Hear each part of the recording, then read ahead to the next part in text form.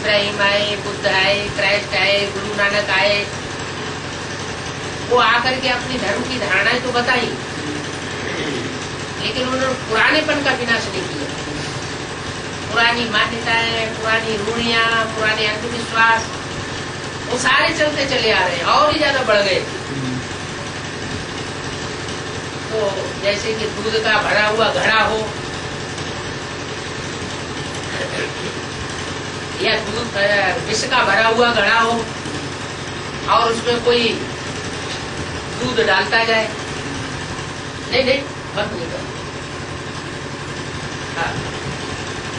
दूध का घड़ा भरा हुआ है या विष का भरा हुआ घड़ा है और उसमें कोई दूध डालता जाए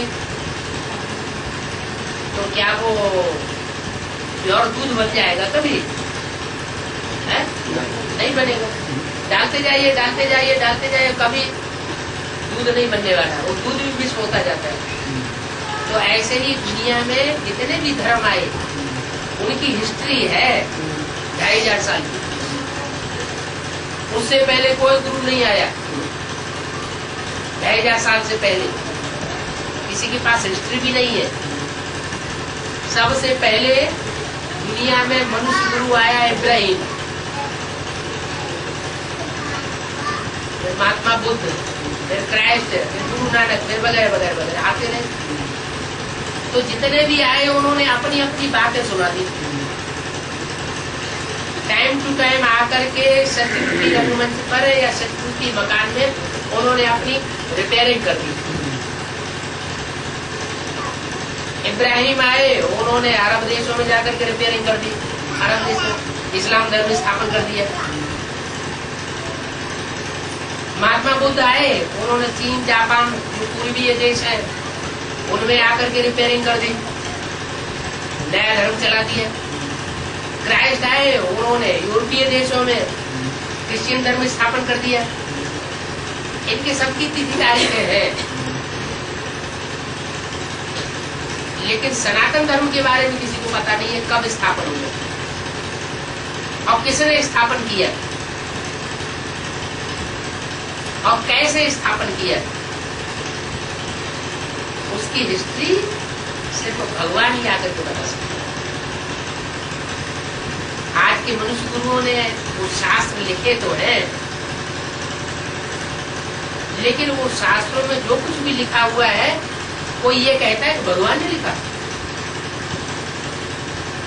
धर्म पिताएं आते हैं तो वो कोई किताब लिख करके छोड़ जाते हैं क्या? चाहे क्राइस्ट आए हो, चाहे मोहम्मद आए हो, चाहे शंकराचार्य आए हो, गुरु नानक आए, उन्होंने कोई किताब लिख करके छोड़ी क्या? नहीं, वो मुख से आकर के डायरेक्ट बोला। जो बोला उसके कई सौ वर्षों के बाद फिर उनको उनके बोले हुए को लिखा गया, वो धर्म ग्रंथ बन गया। तो ऐसे ही भगवान भी जब सृष्टि पर आता है तो वो कुछ लिख करके नहीं कोई गीता छोड़ जाता है, जिसे कहते हैं श्रीमद् भगवत गीता, श्रेष्ठ से श्रेष्ठ भगवान की गाई हुई ज्ञान की गीत। वो ज्ञान का गीत जो आकर के गाता है, वो ज्ञान का गीत कोई लिख करके नहीं गाता है। तो जो गीता आज हमें मिल रही है संस्कृत की, वो कोई भगवान ने नहीं लिखी है, कहते हैं व्यास भगवान ने लिखी। अब भगवान तो ढेर बना दिए, व्यास भगवान कहे कि राम भगवान कहे कि कृष्ण भगवान कहे, 24 अवतार बता दिए। प्रश्न ये पैदा होता है, भगवान अगर कृष्ण को कहे, द्वापर युग के अंत में आकर के उन्होंने महाभारत युद्ध कराया, तो क्या पापी कलयुग की स्थापना करके गया? नहीं। अरे भगवान आके पापी कलयुग की स्थापना क्यों करेगा? भगवान आएगा तो सतयुग की स्थापना करेगा या पापी युग की स्थापना करेगा? भगवान आएगा तो उत्थान करेगा या पतन करेगा दुनिया का? नहीं। ये सब मनुष्य गुरुओं की लिखी हुई किताबें हैं, जिन किताबों में अगम बगम लिखी हुई। एक तरफ कहते हैं त्रेता में राम का राज्य था, बड़ा सुख शांति थी, दूसरी तरफ लिख दिया राम की सीता चुरा ली, रावण का राज्य था। ये भी है बाबा, कहते हैं हाँ, ये जो बातें ढेर सारी जिनका संबंध नहीं जुड़ता है बुद्धि से, वो ऐसी ऐसी बातें जो लिख दी है, उनसे आदमी आज नास्तिक होता चला जा रहा है। असलियत क्या है? वो असलियत के बारे में कहा जाता है, कै समझे रवि और कै समझे कवि। या तो ज्ञान सूर्य परमात्मा ही सृष्टि पर आ जाए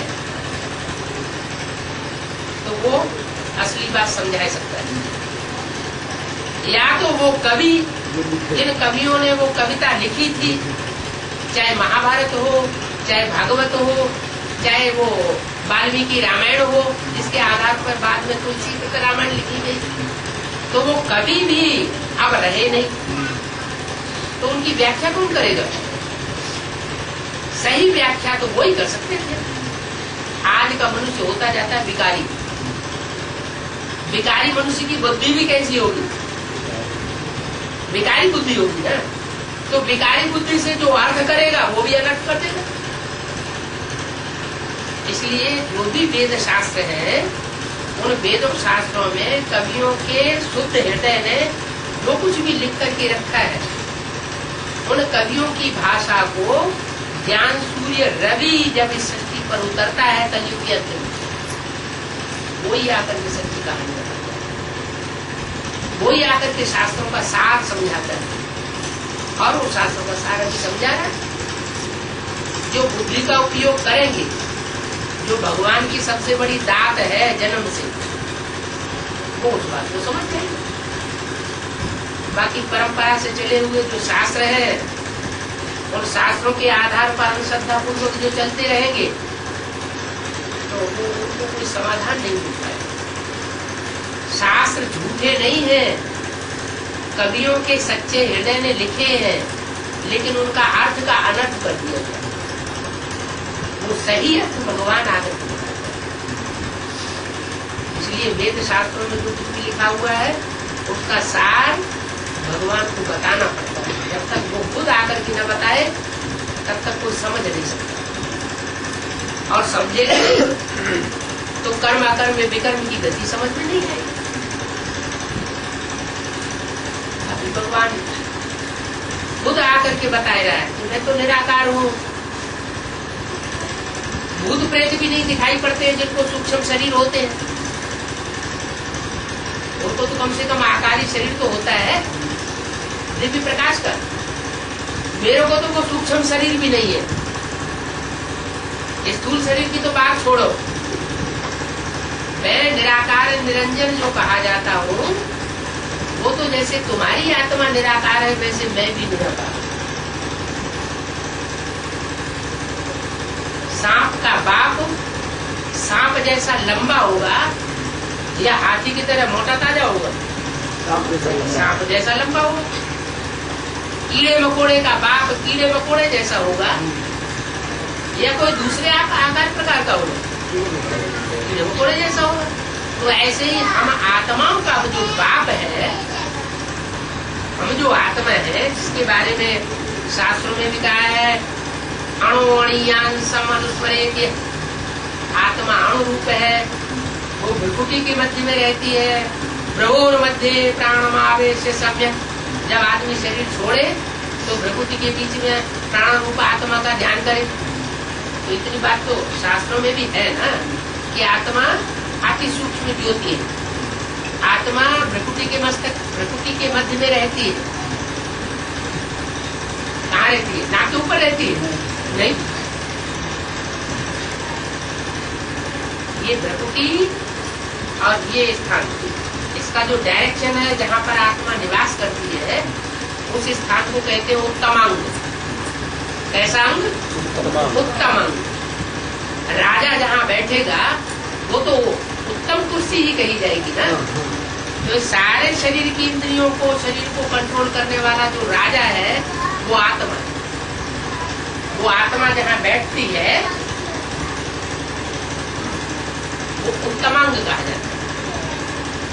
वहां बैठ करके सारे शरीर को कंट्रोल करती है। कोई कहे कि अगर सारे शरीर को आत्मा कंट्रोल करती है एक जगह बैठ के, तो उंगली को जब काट दिया जाता है तो फड़कती क्यों है?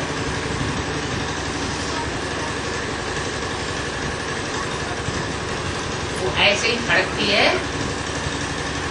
जैसे हम पत्थर को हाथ से फेंकते हैं, तो जब तक उसमें हाथ से फेंके हुए का वेग रहेगा तब तक पत्थर आगे जाएगा, ऊपर जाएगा।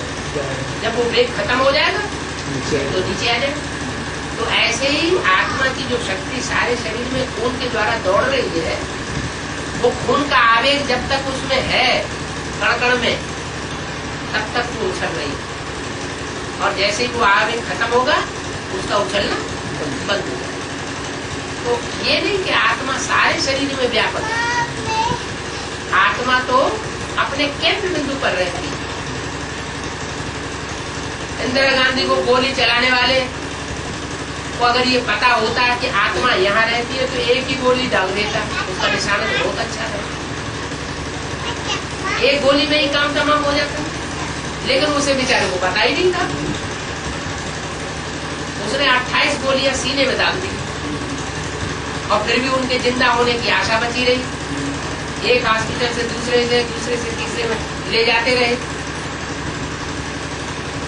तो कहने का मतलब ये है कि पृथ्वी में अगर गोली मारी जाए तो दुनिया की कोई ताकत नहीं उनको जिंदा कर सकती। शरीर के दूसरे अंग में अगर गोली दागी जाए और हॉस्पिटल तैयार हो, डॉक्टर तैयार हो, तो उसके जिंदा रहने की आशा है। तो पृथ्वी के मध्य में जो आत्मा विराजमान है उसकी रोशनी आंखों से निकलती है, निकल रही है ना। जब वो आत्मा निकल जाती है, स्टार वो निकल जाता है, तो आत्मा ये निकल जाने से आंखें बटन हो जाती है, रोशनी निकल